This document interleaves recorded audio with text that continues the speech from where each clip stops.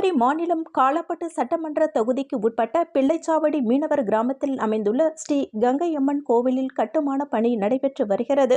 இதன் மூலம் கோவில் கருவறை கட்டுவதற்காக முழு செலவாக 5,50,000 தொகையினை அர்ஜுனகுமாரி அறக்கட்டளையின் நிறுவனர் செந்தில் ஏற்றுக்கொண்டார்.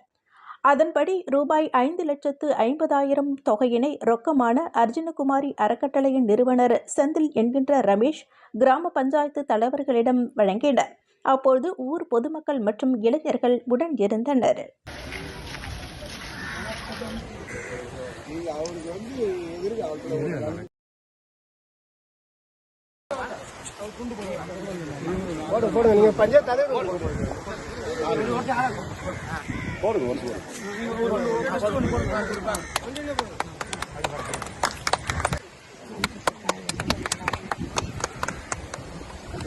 சால்வ் ஆகும்.